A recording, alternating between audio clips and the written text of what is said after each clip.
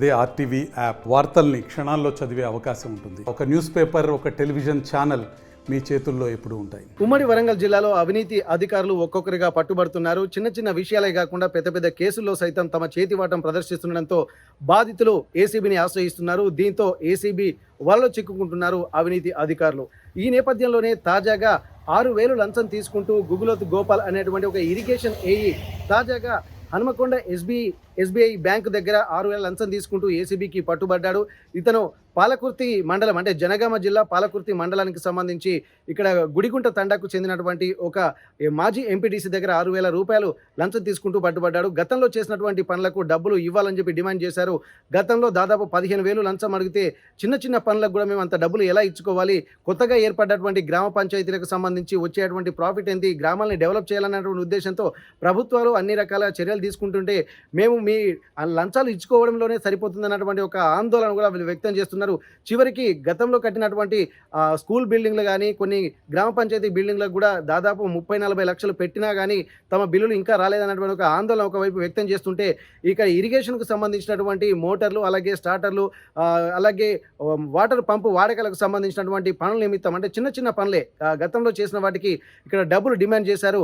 15,000 కావాలని చెప్పి డిమాండ్ చేస్తే తను ససేమిరా అనడంతో చివరికి 10,000 ఇవ్వాలని చెప్పి డిమాండ్ చేశాడు. అలాగైతేనే మీ ₹1,00,000 పైగా వచ్చేటువంటి బిల్లులు శాంక్షన్ చేస్తానని చెప్పి తేల్చి చెప్పడంతో ఇక్కడ విధిలేని పరిస్థితుల్లో ఎంతో నచ్చజెప్పే ప్రయత్నం చేశారు. గ్రామాలలో మాకు వచ్చేటువంటి ఏముండదని చెప్పి ఎంపీటీసీ ఎవరైతే సదరు బాధితుడు ఉన్నాడో బానోతు యాకూబ్ అనేటువంటి గతంలో ఎంపీటీసీగా పనిచేశాడు.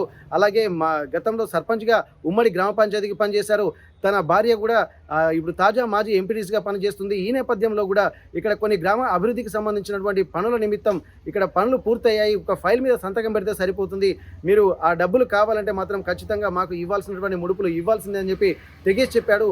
ఎట్టి పరిస్థితుల్లో తన దగ్గర ఇవ్వలేను అని చెప్పినప్పటికీ కూడా తను విధిలేని పరిస్థితుల్లో చివరికి 6,000 ఇవ్వాలన్నటువంటి ఒక ఆదేశాలు జారీ చేశారు. అయితే ఒక స్ట్రాటజికల్గా వ్యూహాత్మకంగా ఎంత చెప్పినా ఈ అధికారు వినడం లేదన్నటువంటి ఉద్దేశంతో ముందే ఏసీబీని ఆశ్రయించి ఒక వ్యూహాత్మకంగా ఇక్కడ హనుమకొండ ఎస్బీఐ ప్రాంతానికి రమ్మని చెప్పి సదరు అధికారి చెప్పడంతో అక్కడికి వెళ్ళిన తర్వాత ఏసీబీ అధికారులు వలపన్ని ఇక్కడ 6,000 లంచం తీసుకుంటుండగా రెడ్ హ్యాండ్గా పట్టుకోవడంతో ఇక్కడ అతని బండారం బయటపడింది. ఇక్కడ గ్రామ పంచాయతీకి సంబంధించి అలాగే కొత్త గ్రామ పంచాయతీలు ఏర్పడ్డాయి.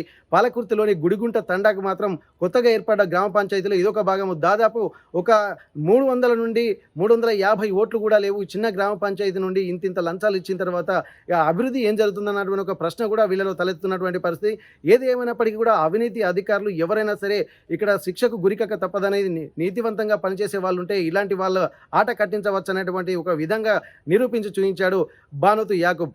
ఏది ఏమైనప్పటికీ కూడా ఇక్కడ అవినీతి అధికారులు చేసేటువంటి పనులు మాత్రం వారి జేబులు నింపుకుంటున్నటువంటి పరిస్థితి, కానీ ప్రజలకు మాత్రం చేసేటువంటి పనుల్లో శూన్యత కనిపిస్తుంది.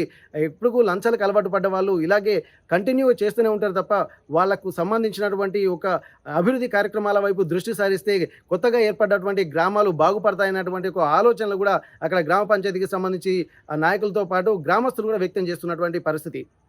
హనుమకొండ నుండి కెమెరా పర్సన్ రాజుతో వెంకటరత్నం, ఆర్టీవీ వరంగల్. నేను డిఎస్పీ ఏసీబీ వరంగల్. మా గౌరవ డీజీ గారి ఆదేశాల మేరకు ఈరోజు ఉదయం జనగామ టౌన్లో SC girls hostel, pre and post hostel ఇవాళ తనిఖీలు చేయడం జరిగింది. ఈ తనిఖీలలో ముఖ్యంగా పిల్లలకి యాజ్ పర్ మెనూ భోజనం పెడుతున్నారా లేదా, తర్వాత ప్రెమిసిస్ కూడా నీట్గా మెయింటైన్ చేస్తున్నారా లేదా, కిచెన్ కూడా ప్రెమిసిస్ ఎలా ఉంది, నీట్గా పెడుతున్నారా లేదా, తర్వాత భోజన నాణ్యత కూడా ఎలా ఉందని చెక్ చేసే యాంగిల్లో మేము ఈరోజు మార్నింగ్ 6 గంటల నుండి తనిఖీలు చేస్తున్నాము. అలాగే బోర్డర్స్ హాస్టల్లో ఎంతమంది ఉంటున్నారు as per record, physical check చేస్తే ఎంతమంది ఉన్నారు అనే యాంగిల్లో కూడా మేము అందరినీ ఫిజికల్గా చెక్ చేసాము.